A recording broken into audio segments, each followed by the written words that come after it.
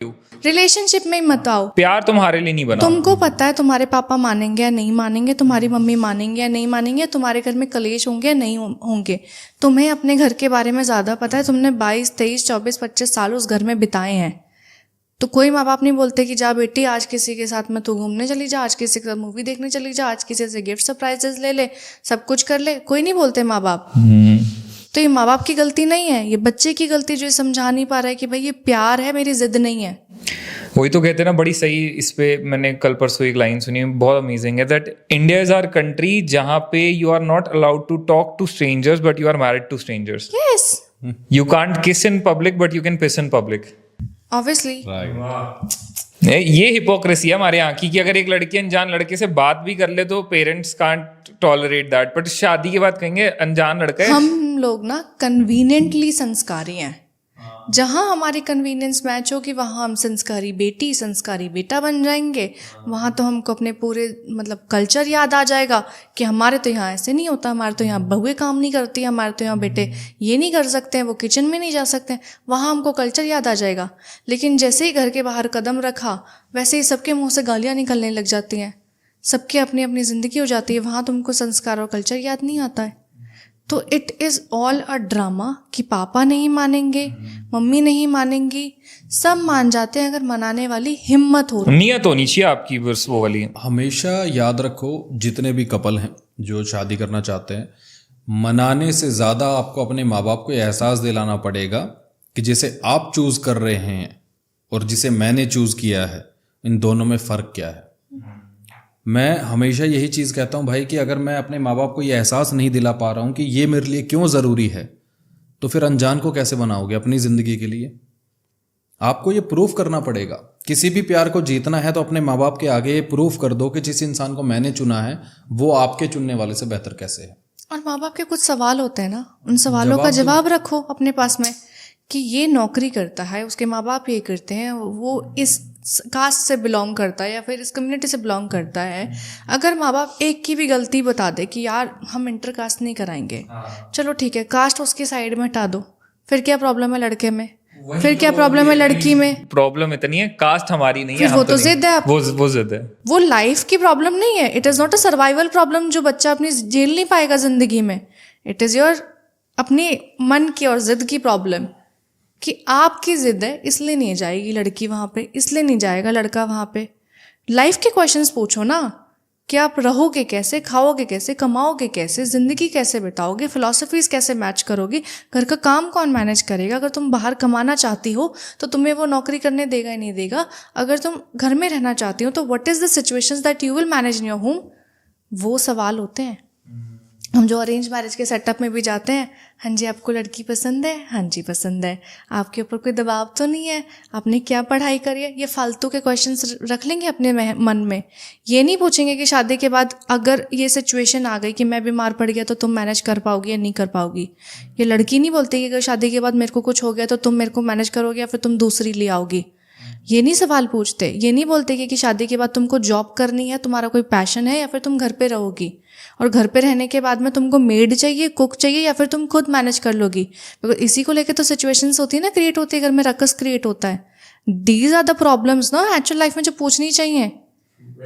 उनको छोड़ के समाज ने एक क्वेश्चनर प्रिपेयर कर रखा है। हाँ जी सब ठीक है जी, सब ठीक है जी, लड़की का चाल चलन देख लो, लड़के का चाल चलन देख लो, नौकरी देख लो, सैलरी देख लो जी हो गई स्वाहा। स्वाहा हो जाता है। चलो ये शादी तो हो गई, ठीक है, अब तो शादी हो गई, अब तो 2 साल भी हो गए।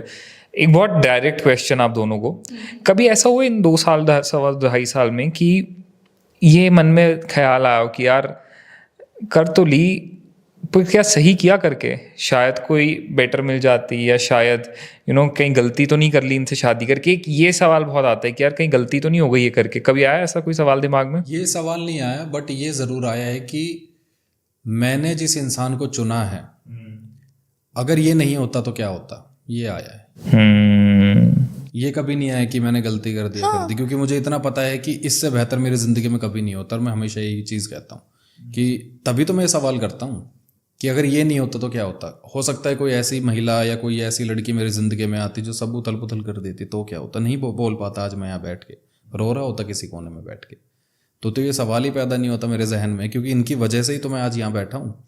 ये शांति दे रही हैं, सुकून में रख रही हैं, तभी तो मैं यहाँ बैठा हूँ। सवाल ये आता है कि अगर ये नहीं होती तो क्या मैं यहाँ होता। ये होता है। What about you? लड़ाइयाँ होती हैं, देखो रिश्ते में होती हैं, लेकिन आपको ये देखना पड़ेगा ना कि आपकी बहस में जीतना ज़रूरी है या रिश्ते को बचाना ज़रूरी है।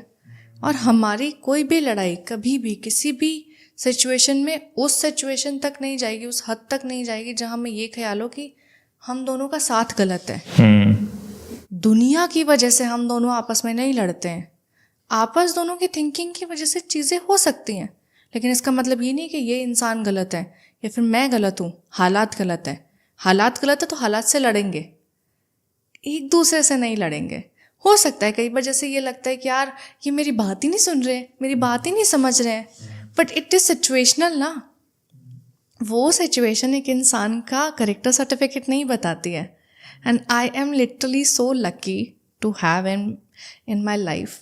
मैं सच में खुश नसीब हूँ जो ये मेरे पति बने, इनसे मेरी शादी हुई, और अब मेरी ज़िंदगी में जो भी आने वाले साल होंगे, चाहे वो हंसी के हों, खुशी के हों, उदासी के हों, मैं इन्हीं के साथ जीना चाहती हूँ। और 7 जन्म तक हो भाई तुम। 7 जन्म 70 जन्म 700 जन्म मुझे इन्हीं के साथ जीना है, लड़कर हंसकर रोकर इन्हीं के साथ रहना है। इस पे ना बड़ी फनी सी एक लाइन याद आई मुझे कि प्रेमिकाएं कहती हैं कि कोई किस्मत वाला होगा जो तुम्हें मिलेगा, है ना, और शादीशुदा औरतें कहते हैं कि मेरी फूटी किस्मत जो तुम मुझे मिले। तो अंडरस्टैंडिंग की बात है, चॉइस है अपनी, क्या बोलना है भाई। क्या है, हमेशा याद रखो भाई कि आंखों की शर्म और जबान की लगाम किसी भी रिश्ते को तोड़ भी सकती है और किसी भी रिश्ते को जोड़ भी सकती है। आंखों की शर्म एक बहुत बड़ी चीज़ यहाँ पे बात है और बड़ी ज़रूरी है एक रिश्ते में, एक वो लाइन होना। आजकल क्या हुआ है ना, रिलेशनशिप में 2-3 साल लड़का लड़की होते हैं, एकदम खुल चुके होते हैं एक दूसरे से, तू तड़ाक कैसे भी बात कर ली, कुछ भी कर लिया। अब वो ये कहते हैं कि हम बहुत फ्रेंडली हैं, हम बहुत फ्रैंक हैं, हम बहुत ओपन हैं, इसलिए हम ऐसे हैं। पर डू यू थिंक कि वो एक्चुअली में एक लाइन क्रॉस हो जाती है? आपको बाउंड्री में रहना चाहिए फिर भी। Is it important? Yes, it is important.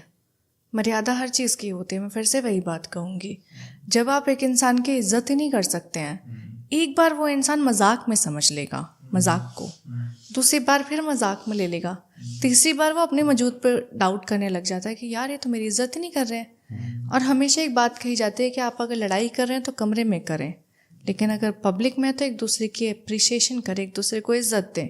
वो इसलिए नहीं कहा जाती कि ये ड्रामा है या ढकोसला है, वो इसलिए क्योंकि अगर इनको आज मैं इज्जत नहीं दूंगी दुनिया के सामने तो क्या दुनिया इनको इज्जत देगी? और अगर एक कपल पब्लिक में है और एक दूसरे से तू तड़ाक करके बात कर रहे हैं, गालियां दे रहे हैं, सब कुछ कर रहे हैं, तो व्हेन द पार्टनरशिप इतना प्योर रिलेशन माना जाता है, जब आपस में इज्जत नहीं तो दुनिया आके कैसे आप एक्सेप्ट कर लोगे कि वो आपको इज्जत देगी, वो आपको अच्छा समझेंगे, वो आपको उस काबिल समझेंगे कि आपको कुछ